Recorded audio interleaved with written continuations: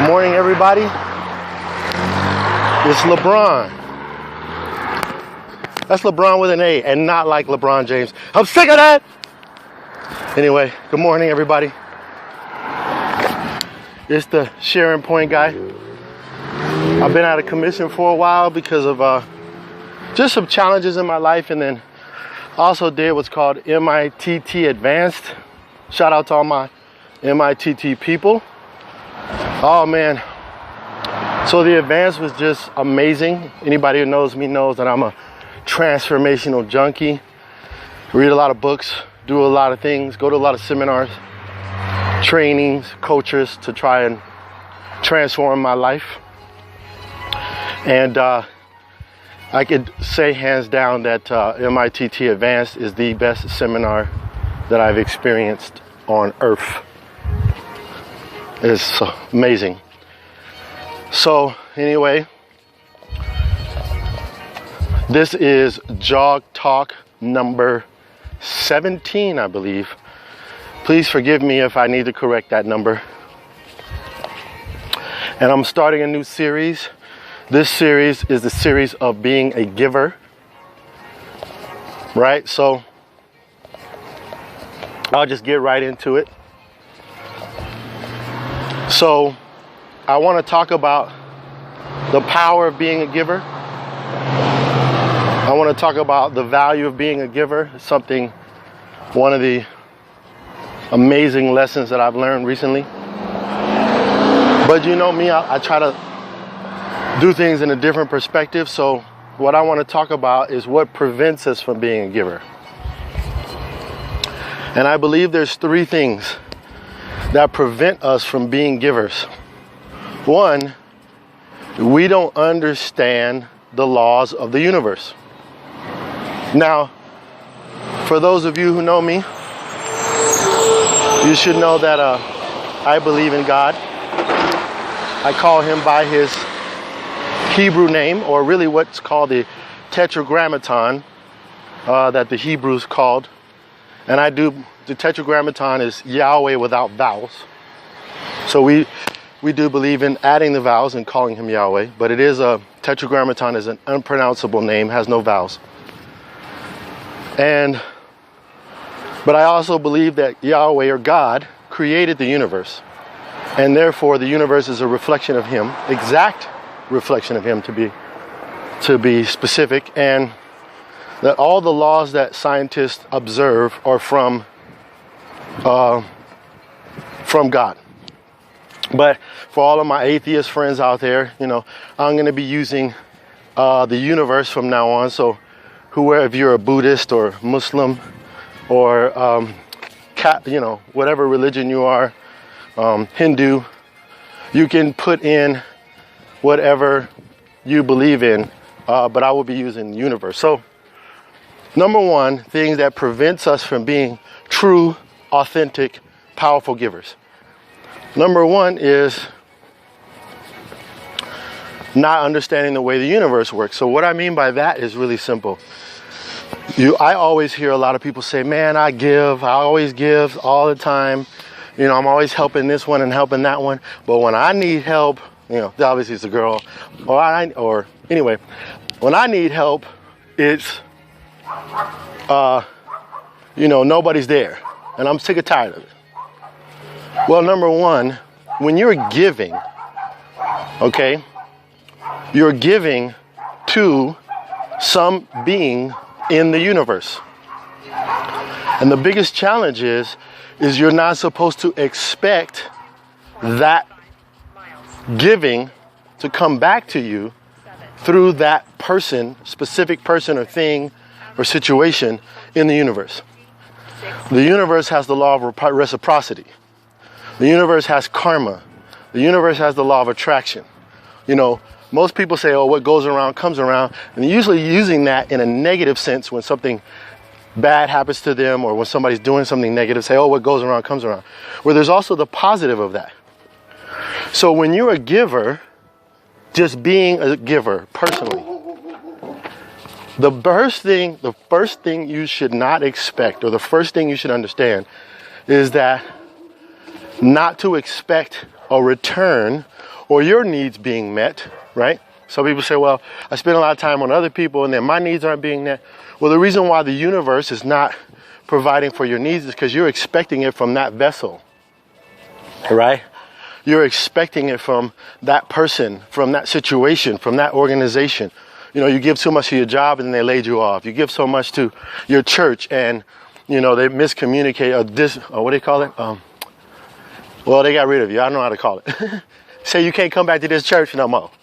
Anyway, but when you give, you're giving, right? There's a scripture in the Bible that says that, you know, I'm terrible at quoting scripture, but basically it was like Jesus was speaking and saying, when you give to the poor and when you give to the needy, when you give to the least of these, you're giving to me. So when you're giving to somebody in need, you're giving to the universe. And what happens is, the great thing about the universe is it comes back to you multiplied, right? The Bible says when you sow seed, it comes back to you. You bears fruit 30-fold, 60-fold, and 100-fold. Please, my scripture masters out there, correct me if the numbers are wrong. So when you give to the universe or to God or to all those who love God or those who need it, and then you don't expect it to come, you know? So actually when you help somebody else did return it. It might not have been the specific person you helped. And a lot of people, they'll say, oh, I was so nice. I was at Starbucks and somebody paid for my drink. You know, somebody paid for my coffee. That was so nice. Anyway, I'm so tired of giving to John because he never returns anything. Well, John doesn't, but the universe just did. So that's number one. Number two is that most people are not giving for the right reasons. A lot of people give to hide behind some pain that they might have. Some people give to make themselves self-righteous.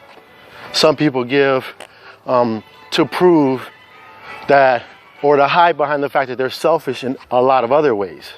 Some people are giving for ulterior motives. Well, I'm going to give here so I can get political favors, or I'm going to give here so, you know, I can get this woman or this man to like me, or whatever. You have to give from a genuine heart. That's how you activate the universe. Or that's how you activate things in your life. You have to give from a place of genuine love and care and desire. And when you understand the first thing, that was my thing that prevented me from being a giver, is I was like, well, I want to give. I truly want to, but I don't want to sit there, give, and then be scrambling to pay my bills, you know, or to be scrambling to provide for my needs. So once I got the first thing down, which is really, truly, I was struggling for this for years. So please do not get the impression that I had this down. I've struggled for this for years, and it wasn't, MITT's helped. So, you know, giving for the right reasons activates the receiving process, right? And the third reason, the things that prevents us from being true givers, is giving to the right people, right? And giving the right thing. So what do you mean by that? Are you saying, LeBron, don't give to the rich and only give to the poor? No. So let's talk about money. Some people are poor because they don't manage their money right. You know? Some people I'm broke right now because I've decided not to get a job. Like, I'm going to do this business-wise. And if I fail, then I fail. But I needed to do this because I wanted to get over my fear of just being completely, absolutely broke. So some people, they need you to say, no, I'm not going to help you with any money right now. You know, not because they are mismanaging their money and they're always depending on money. Now, some people who are rich need somebody to give them something because people are always asking them for money, asking them for favors, asking them for things because they are rich. And they need you to give to them because it's more of an emotional thing, like, hey, I care about you.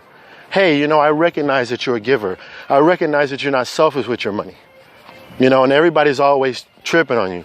Or, you know, some people say tough love. I learned something recently where somebody was like, hey, do you prefer tough love or do you prefer, you know, I don't know what you call it, not so tough love?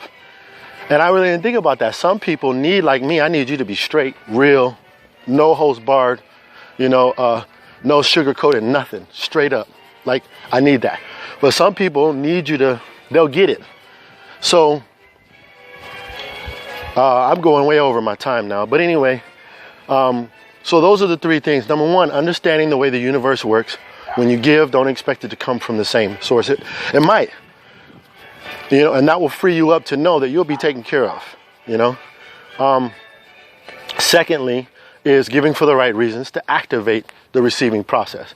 And third is to give the right things to the right people. You know, sometimes a poor person doesn't need money or a handout. They need to be taught, right? Everybody's heard that statement. Give a man a fish, you feed him for a day. Teach a man how to fish, you feed him for a lifetime, right? Some people actually need, they just need a little bit of money and a little bit of food or shelter to get back on their feet, you know? Some people need that. So it's really about giving the right thing to the right people. So, you know, some people have this philosophy, I'll never give to the rich. Well, you know, maybe that person needs giving. Or some people have this philosophy, oh, another thing, some people have a philosophy, I'm not going to give to that person because they don't deserve it. Well, maybe they're acting that way because nobody gives to them. Maybe they've declared, because they don't understand the first law, the first reason that prevents them from living an abundant life is that they're tired of giving, so they just decide, I'm going to be selfish. And now you don't like that person. And all they needed was somebody to give without expecting anything in return. So think about that. And I'll just say this, that giving, it is better to give than receive. I mean, that's a cliche, but it truly is. And it's such a powerful thing. When you understand those three things, you know, because I was a giver for a long time, and since I didn't understand the first law, that was my biggest problem, then, you know, it just doesn't work for you. So I'm glad I'm back, y'all. Hopefully I can get more consistent with these videos. I truly, truly, truly want the feedback, you know. I've been talked to a lot of people say, oh, I watch your videos all the time. It really helps. You don't like it, which is fine. You don't comment, which is fine, but you can inbox me. You can text me. My phone number is everywhere. It's on Facebook. You can shoot me anything, email, anything, letting me know. I like criticism as well, you know. You could do this, you take it too long, you know, I'm tired of your stories, get straight to the point, or give me some more stories, or break it up, you know, anything. So do that, and remember this: find your purpose, live your purpose, and encourage others to do the same. You guys have a great day.